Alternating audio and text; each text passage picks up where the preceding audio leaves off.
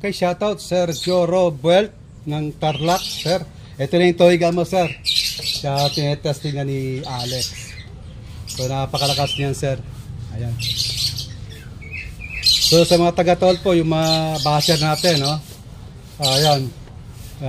Alam ko rin sasabihin nyo, malapit lang. Pero ilang beses ko po sinabi sa inyo, wala po tayong lugar na malawak dito, no? Meron man tayo na test dito, 20 meters.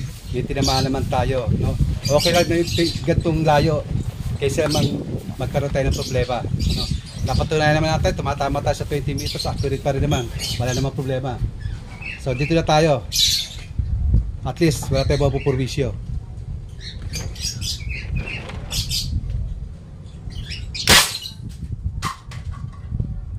Okay, mga kastig, kasi mercury rito di sa may bangbang 30 meters po yan, 20 meters. Ang problema po, may tinamaan na po tayo dyan, kaya hindi na po tayo pwedeng mag-firing dyan. Saka nakita live po tayo, no? Nag-firing tayo dyan ng live, pero kita tumatama, accurate pa rin tayo. So ito naman yung para, siyempre ito yung pag meron pong umorder sa atin na nag-request, ito po yung nagiging firing test natin para matesting yung kailang toy gun na malakas.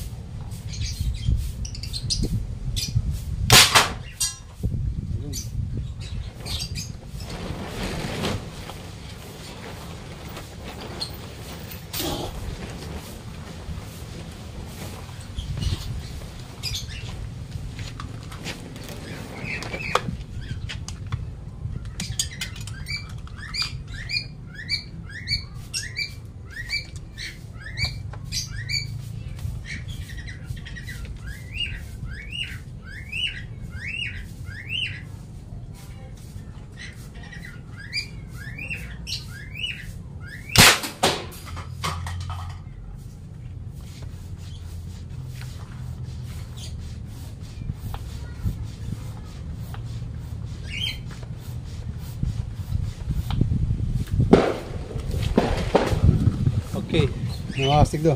Kung napasin nyo, mas malakas yung gawa natin ngayon case kahit siya long barrel. Kasi medyo nag-upgrade tayo sa check valve. Kaya ganyan siya kalakas ngayon kumpara doon sa iba pa.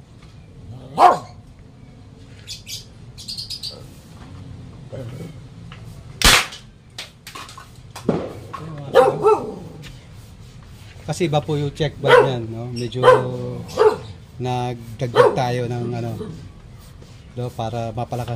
Pero di naman tayo naging successful naman, mas malakas, no? Basta ito hihina lang po yan, katulad nga medyo humina siya kasi konti lang nilagay nating alcohol. Pero wala po kahit konti lang alcohol niya, kahit mahina pa rin ang yan, accurate pa rin yan.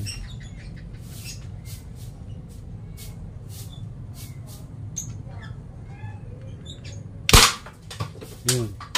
Napasin nyo mga kastig, mahina siya, mahina po yung kanyang yung putok na kasi nga gawa nga ng walang alcohol na, ubos na.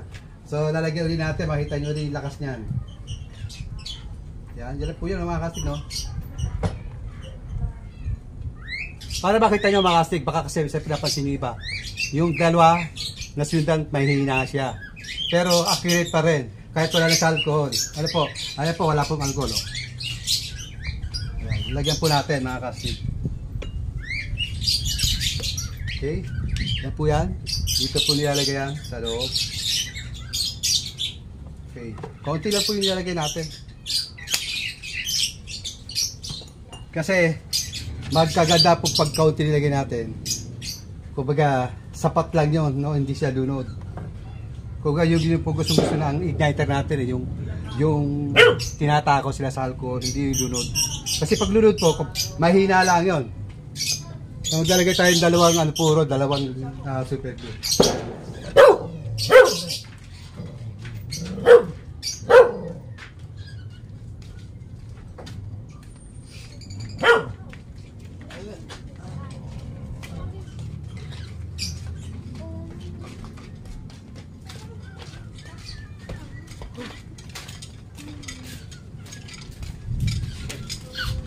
Nag-pump ka na?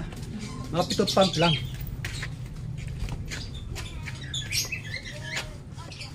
Ay po makikita nyo mga kastiga. Kumbaga lagay tayo. Makita nyo malakas na uli yan. Kaya na medyo humina gawa ng wala ng alcohol. Normal po yun pag wala ng alcohol. Siyempre mahina na putok. Pero kahit mahina putok, accurate pa rin siya sa 10 meters ang layo.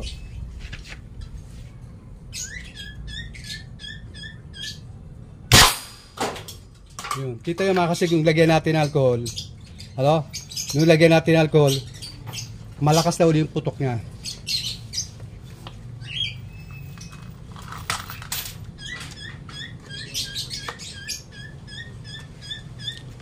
Concentrate text.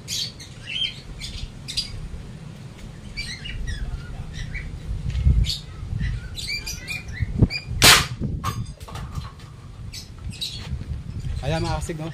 Nagpaulit lang tayo, nagpaulit lang ulit tayo ng tatlong super glue dito. Kasi kayo na humina para maipakita sa inyo kung bakit humina yung dalawa. Pero bagamat mahina yung dalawang puto kayo na, accurate pa rin siya, tumama pa rin siya sa target. Tapos pinakita ko lang sa inyo bakit humina ko anong dahilan. Next time ulit tayo, sabi sa inyo, kulang lang sa alcohol, wala na. Pero kita nyo malakas ulit yung kanyang yung pressure ng hangin niya.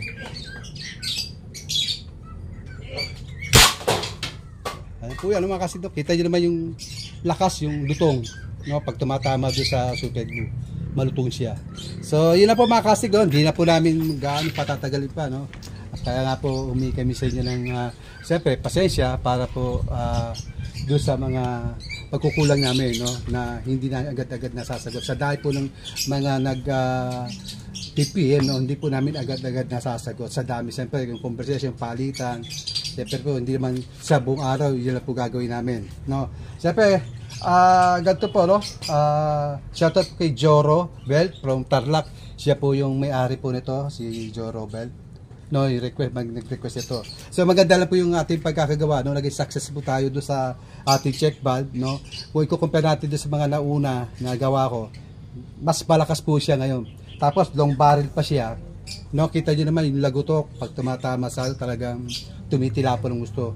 No?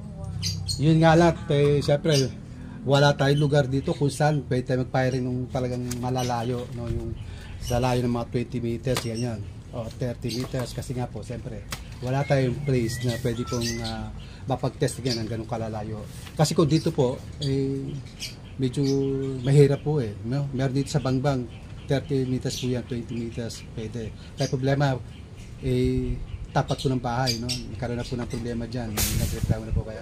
Siyempre, alam na po natin na nakakaperwisyo tayo, huwag na po natin gawin.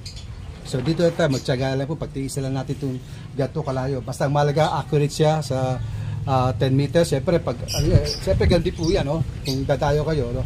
Sa lugar kung saan pwede kami mag-testing, doon yung po masusubukan niya. Okay. Pero yun lang po yan, no? Okay, sir. Joe Robert, maraming salamat at siyempre po sa lahat po ng mga silent viewers natin, sa mga sumusubaybay po sa ating mga vlog. Thank you po so much and God bless.